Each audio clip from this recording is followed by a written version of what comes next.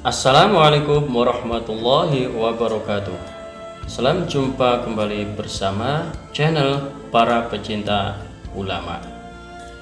Kiai-kiai Nahdlatul Ulama tidak hanya alim dalam ilmu agama, mereka juga memiliki kesaktian yang luar biasa, sehingga tak jarang orang-orang yang berhadapan gentar bila tak punya maksud baik. Berikut ini adalah 5 daftar Kiai NU di Tanah Jawa yang dikenal sakti mandraguna. Gus Maksum.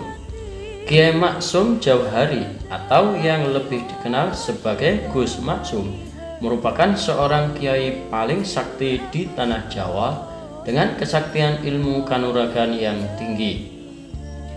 Oleh sebab itulah Gus Maksum justru dikenal sebagai pendekar berkat keahliannya dalam mengaji kitab kuning, sekaligus juga ahli dalam seni bela diri atau pencak silat.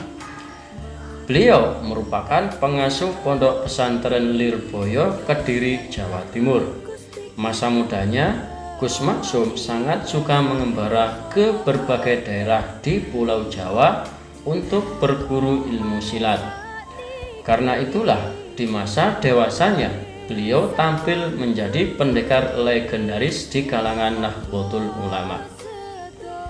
Penampilannya dengan rambut gondrong, jenggot, serta kumis panjang, bersarung setinggi lutut, memakai bakiak berpakaian seadanya, dan tidak makan nasi semakin membuat kesaktiannya dikenal hebat.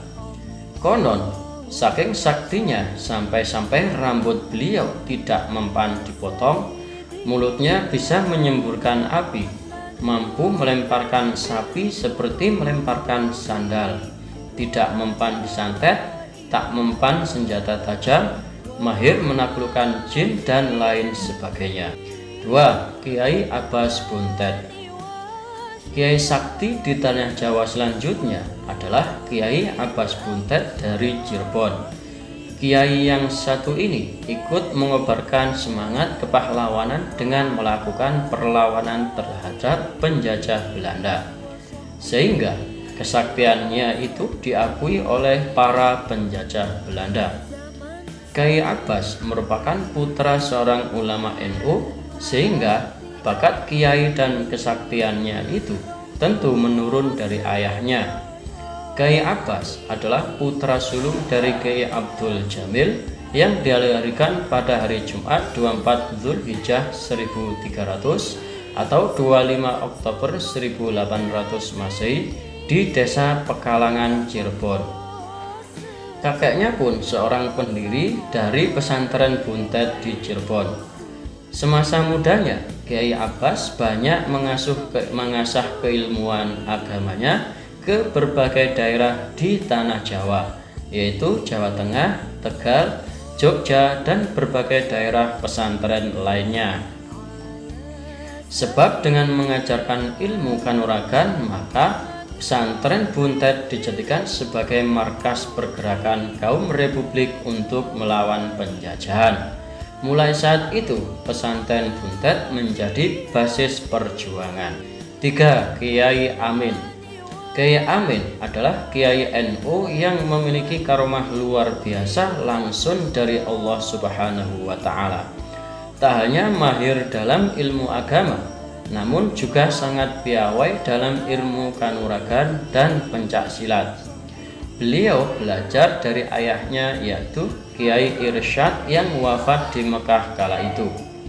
Kiai Amin lahir pada hari Jumat 24 Zulhijjah 1300 Hijriah, bertepatan dengan tahun 1879 Masehi di Mijahan, Plumbon, Cirebon, Jawa Barat. Konon, Kiai Amin termasuk Ahlul Bait dari silsilah Syekh Syarif Hidayatullah. Selain dikenal sebagai ulama, Kiai Amin juga dikenal sebagai kiai paling sakti di Tanah Jawa, sang pendekar yang menguasai ilmu bela diri dan kanuragan. Ada kisah di kalangan warga Ciwaringin dalam pertempuran 10 November 1945 di Surabaya. Kiai Amin dan ulama lain di Cirebon ikut mengirim laskar ke Surabaya. Bahkan Kiai Amin sendiri ikut berangkat serta turut mengusahakan pendanaan untuk biaya keberangkatan. Bagi warga Nahdliyin, Kiai Amin dikenal sangat legendaris. Konon dalam perang ini ia tidak mempan senjata maupun peluru saat bertempur. Bahkan beliau juga dikabarkan tidak mati meskipun dilempari bom sebanyak 8 kali. Luar biasa, itulah karomah yang diberikan Allah pada sang Kiai NU satu ini. 4. Kiai Hamid. Kiai paling sakti di tanah Jawa selanjutnya adalah Kiai Hamid yang berasal dari Pasuruan. Beliau juga memiliki karomah yang luar biasa yang diberikan Allah secara langsung. Suatu ketika di masa pemerintah Orde Baru, Kiai Hamid Pasuruan diajak masuk partai pemerintah. Beliau pun menyambut ajakan itu dengan ramah dan menjamu tamunya dari kalangan birokrat itu.